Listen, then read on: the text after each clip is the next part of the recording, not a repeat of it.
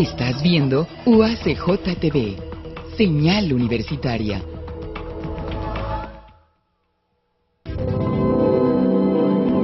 UACJ TV presenta.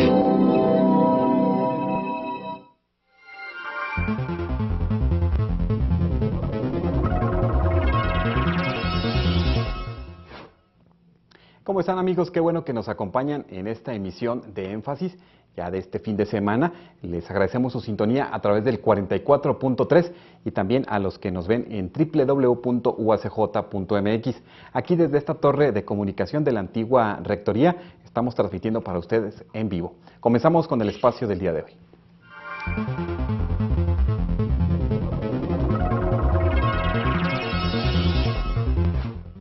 Amigos, ya regresamos aquí a Énfasis y el pasado 12 de marzo fue el Día Internacional del Glaucoma. El glaucoma es la segunda causa de ceguera y 4.5 millones de personas la padecen en la actualidad, con una proyección de 11 millones de personas para el 2020.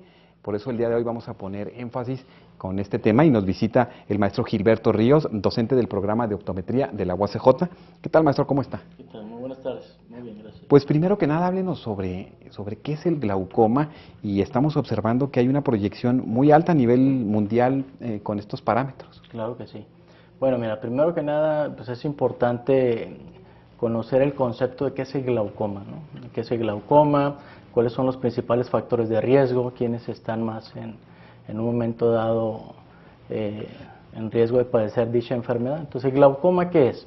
El glaucoma es una enfermedad ocular que consiste en un daño en el nervio óptico, lo que nosotros definimos como una neuropatía óptica, que se caracteriza porque el paciente va a empezar a perder sobre todo su visión periférica.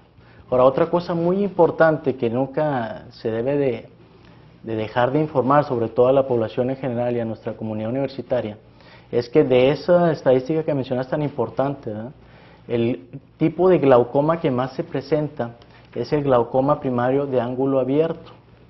¿Y por qué es importante esto? Porque este tipo de glaucoma normalmente es asintomático.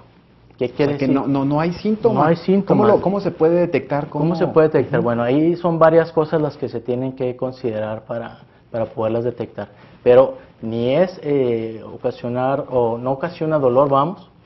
El paciente también, su agudeza visual se respeta hasta los estadios más avanzados de la enfermedad. No hay alteraciones así importantes en su sistema visual que lo lleven a acudir a una revisión. Entonces, ¿cómo se puede detectar? Pues lo importante es acudir con un profesional de la salud visual, en este caso obviamente pues los licenciados en optometría, así como también los médicos cirujanos oftalmólogos. De hecho, en la actualidad existe una subespecialidad en oftalmología que se dedica exclusivamente a la atención del paciente con glaucoma. Maestro Ríos, estaba yo observando un mapa donde se ve pues la cantidad en el mundo, la población donde hay mayor riesgo de glaucoma, y bueno, pues México desafortunadamente está en un nivel avanzado. Claro. Pocas veces vamos a revisarnos la vista, solamente cuando ya tenemos dolores de cabeza, no podemos la ver. La sintomatología es muy evidente, claro, ¿no? Claro. ¿Cuál es la recomendación para las personas si igual tienen un familiar que padeció glaucoma, y qué porcentaje de estas personas pueden mantener ya esa visión que tienen y bueno, no quedar ciegos? Claro, bueno. El 90% de los pacientes con glaucoma pueden evitar el llegar a la ceguera. ¿Sí? ¿De qué depende? De que se diagnostique, se detecte a una edad adecuada, o que la progresión de la enfermedad sea atendida sobre todo en los estadios iniciales. Pero como lo comentas, suele suceder que cuando el paciente acude a consulta, el grado de deterioro del nervio, ¿verdad?, o de las capa de células de fibras nerviosas es muy avanzado, tristemente. Entonces, hablando específicamente en glaucoma, es importante que después de los 40 años de edad, no nada más acudamos a revisión porque batallamos para leer o porque nos alejamos los objetos para poder enfocar con nitidez. Es bien importante que se haga un examen comprensivo de nuestro sistema visual. ¿Qué quiere decir esto? Que no nada más nos pongan un cartelón o un proyector con letras ¿verdad? Para determinar exclusivamente nuestra agudeza visual, porque nuestro sistema visual va más allá de nuestra agudeza.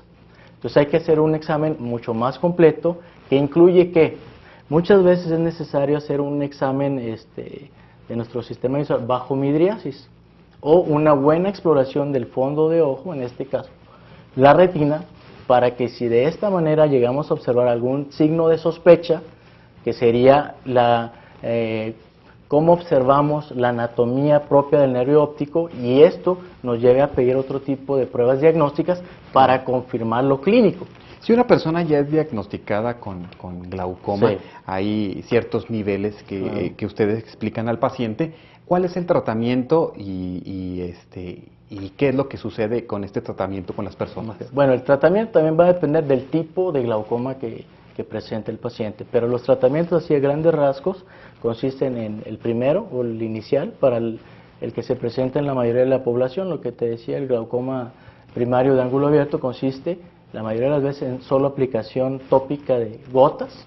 En algunas ocasiones hay que conjugarlo con medicamento sistémico para que en conjunto bajen la producción del humor acuoso y la presión intraocular también baje, y de esta manera no siga el deterioro sobre el nervio óptico, ¿verdad? Siendo ya más específico sobre la capa de fibras nerviosas. Ese sería uno de ellos. ¿Qué más alternativas hay para el tratamiento de esta enfermedad? Lo que sería la utilización de láser, ¿sí?, sobre un tejido específico del ojo, también para facilitar el fluido, digamos, la evacuación de este líquido que da la tensión del ojo, y que de esta manera también evitemos que se dé una progresión de la enfermedad ocular. ¿Qué otras alternativas? Pues ya lo que nos faltaría serían nada más las cuestiones quirúrgicas, ya procedimientos quirúrgicos que buscan, como te comento, evitar que la presión intraocular esté en un nivel determinado y que ese nivel esté ocasionando ese deterioro, que a grandes rasgos es lo que sucede. Lo que ocasiona que se vaya degenerando el tejido neuronal es precisamente, sobre todo, el nivel de presión intraocular que maneja el paciente. ¿De qué va a depender o en qué niveles de presión intraocular tiene que estar el paciente? Dependiendo del tipo de glaucoma y el tratamiento que se haya instaurado en ese paciente en particular. Claro, cuando hablamos de nutrición, o ahora que hablamos, por ejemplo, de los odontólogos, nos dicen a lo mejor cuidar de no comer tan muchos dulces, cuidar de... en el caso de la vista, ¿cuáles serían esas pistas que nos pudiera dejar, maestro, para que nuestros amigos que nos ven, bueno, las tomen en cuenta y igual no dejemos eso al último? Claro, sí. Bueno, mira, los principales factores de riesgo que tendríamos que considerar, obviamente, sería la edad. Se recomienda que después de los 40 años de edad, por lo menos, nos hagan una revisión de la tensión intraocular o de la presión intraocular, que no es lo mismo que la tensión arterial, que a veces la gente también se confunde. Oiga, yo tengo hipertensión arterial, también tengo glaucoma. No, tienes un mayor factor de riesgo a desarrollar la enfermedad por el hecho de ser hipertenso arterial. ¿Qué otra cosa? Otra cosa muy importante, ahorita que mencioné la edad, se recomienda después de los 40, pero estadísticamente después de los 60 hay una mayor prevalencia, hay más población que padece la enfermedad, sobre todo hablando de población mexicana. La cuestión étnica es muy importante. Estadísticamente, lo que sería la raza negra tiene la mayor prevalencia de glaucoma, después le sigue la raza caucásica, y nosotros los mexicanos o la raza latina andamos en un porcentaje intermedio entre lo que es la raza negra y la raza caucásica. ¿Qué otro factor de riesgo tenemos? La diabetes, y ahí entra obviamente la cuestión de la alimentación, otra serie de factores que tenemos que considerar.